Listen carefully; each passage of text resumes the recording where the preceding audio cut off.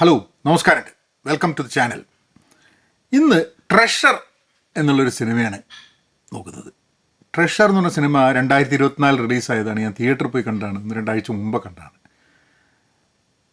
ഒരു ട്രാജി കോമഡി എന്നൊക്കെ ആണ് ഇതിനെ വിശേഷിപ്പിക്കുന്നത്.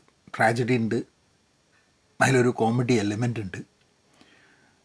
ഇതൊരു പുസ്തകം 1999 വന്നൊരു പുസ്തകമാണ്. ആ പുസ്തകത്തിൻ്റെ പേര് ടു മെനി മെൻ എന്ന് പറഞ്ഞിട്ട് ലിലി ബ്രെറ്റിൻ്റെ ഒരു നോവലാണ്. ആ നോവലിനെ ബേസ് ചെയ്തിട്ടാണ് ഈ സിനിമ വന്നിട്ടുള്ളത്.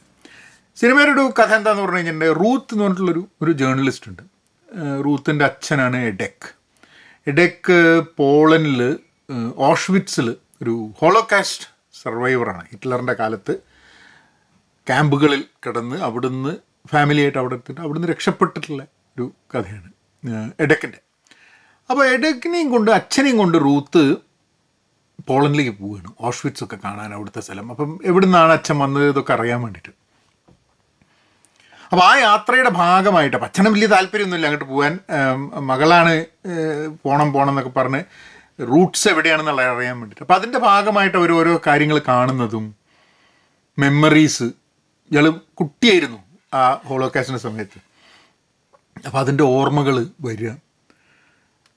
കാരണം അവിടെ എത്തുമ്പോഴേക്കും ഇയാളുടെ കുറേ ഫിയേഴ്സ് ഉണ്ട്, പേടികളും ഭയങ്ങളും ഒക്കെ ഉണ്ട് ആ ഒരു കാലഘട്ടത്തിൽ. അതൊക്കെ ഇയാളുടെ ജീവിതത്തിലേക്ക് വരികയാണ്.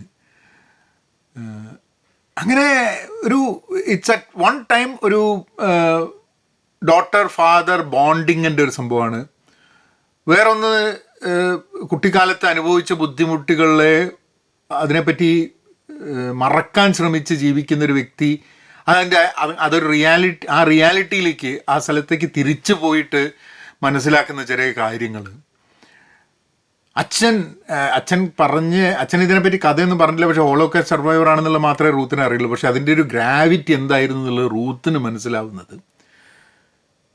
പിന്നെ അന്നത്തെ കാലത്ത് ഈ ജൂയിഷ് ആൾക്കാരെ പിടിച്ച് ഹിറ്റ്ലറിൻ്റെ SS ആർമി പിടിച്ച് ക്യാമ്പുകളിലൊക്കെ കൊണ്ടുപോയപ്പം അവരുടെ പ്രോപ്പർട്ടി, അവരുടെ കാര്യങ്ങൾക്കൊക്കെ എന്ത് പറ്റി എന്നുള്ളത്, അതുമായി ബന്ധപ്പെട്ടിട്ടുള്ള ഭയങ്കര ടച്ചിങ് ആയിട്ടുള്ള കുറേ ഇതുണ്ട്. ഇവർ താമസിച്ച വീട്ടിലേക്ക് പോകുന്നതും, ആ വീടെന്ന് ആരുടേതാണ്, ആ വീട്ടിലുള്ള സാധനങ്ങൾ ആരുപയോഗിച്ചാണ് എന്നൊക്കെ പറഞ്ഞിട്ടുള്ള കുറേ മെമ്മറീസും നൊസ്റ്റാൾജിയും. പിന്നെ അതിലെല്ലാ മെമ്മറീസും സന്തോഷകരമല്ല, വളരെ പെയിൻഫുൾ ആയിട്ടുള്ള മെമ്മറീസ്, മറന്നുപോയതും മറക്കാൻ ശ്രമിക്കുന്നതുമായിട്ടുള്ള കാര്യങ്ങളൊക്കെ ഓർമ്മപ്പെടുത്തുന്ന ഒരു ജേണിയിലൂടെ ഒരച്ഛനും, ആ ജേണി ഇത്ര ഗ്രേവ് ആണെന്ന് മനസ്സിലാവാതെ, അച്ഛൻ ഇത്ര ഇമ്പാക്റ്റ് ഉണ്ടാവുമെന്ന് മനസ്സിലാവാതെ ആ ജേണിയിലേക്ക് അച്ഛനെ കൊണ്ടുപോയ ഒരു മകളുടെ, അവർ തമ്മിലുള്ളൊരു റിലേഷൻഷിപ്പും കാര്യങ്ങളൊക്കെയാണ്.